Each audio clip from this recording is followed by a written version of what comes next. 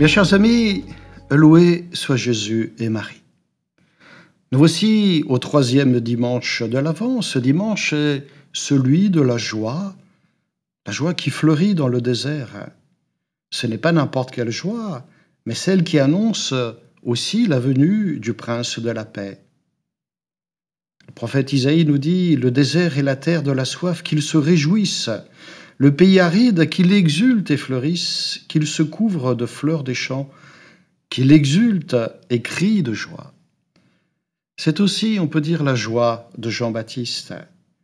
Comme dimanche dernier, nous restons en sa compagnie, mais non plus avec des foules accourues pour recevoir un baptême de conversion, car Jean est maintenant seul, prisonnier d'un petit roi de province dont il a eu le cran de dénoncer la corruption et les dérèglements de sa vie.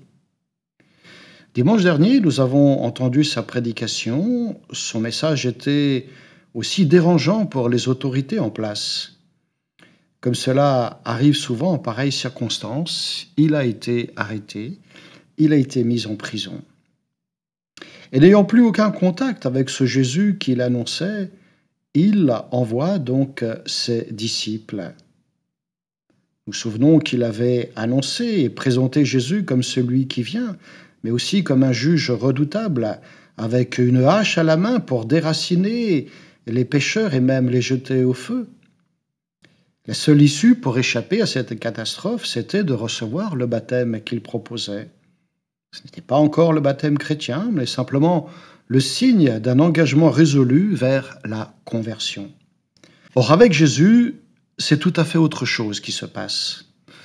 Au lieu d'utiliser la manière forte, il se proclame doux et humble de cœur.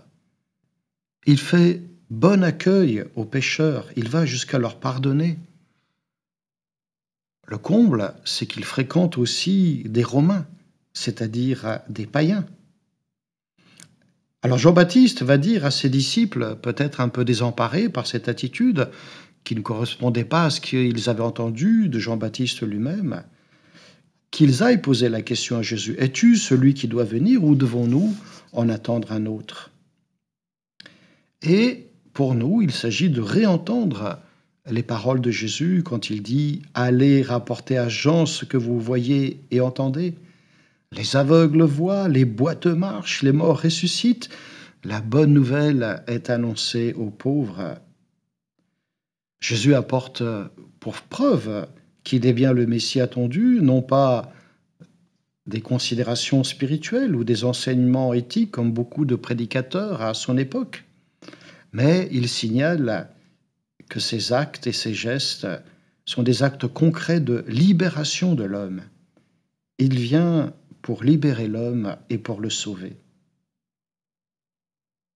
En retour, il demande d'être tout aussi concret dans la foi, de croire en lui comme l'envoyé du Père et d'ainsi avoir la vie. On peut dire qu'aujourd'hui encore, on trouve de ces aveugles qui retrouvent la vue. On peut dire que ce sont ceux qui autrefois étaient fermés à la dimension divine ou bien fermés même aux autres. Et en accueillant dans leur vie celui qui est la lumière du monde, ils apprennent à voir les autres et le monde avec le regard même de Dieu, c'est-à-dire un regard qui est plein d'amour et de miséricorde. Et de fait, aujourd'hui encore, le Seigneur continue de réaliser des merveilles pour les hommes de notre temps. Il vient aussi et surtout pour nous guérir de la lèpre du péché et nous apporter la vie en plénitude, la vie en abondance. D'ailleurs, notre monde a soif de cette plénitude. Beaucoup de nos contemporains ont une recherche de bonheur, mais qui est peut-être un peu désordonnée.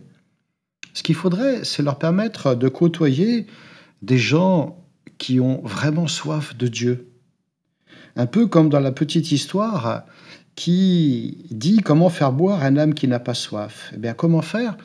Non pas par des coups de bâton, mais simplement trouver un autre âne à côté d'eux et un âne qui a soif, qui va boire longuement, avec volupté, aux côtés de son congénère. non pas pour donner le bon exemple, mais parce qu'il a fondamentalement soif, vraiment soif de Dieu. Dieu, tu es mon Dieu, je te cherche de l'aube, mon âme a soif de toi, dit un psaume. Et un jour peut-être son frère pris d'envie se demandera s'il ne ferait pas bien de plonger lui aussi son museau dans cette eau fraîche, ou alors même par simple mimétisme. Mais l'important, c'est qu'il puisse avoir goûté donc à l'eau vive que donne le Seigneur. Vous savez, frères et sœurs, des hommes et des femmes qui ont soif sont souvent plus efficaces que tant de discours qui ont pu être prononcés sur Dieu.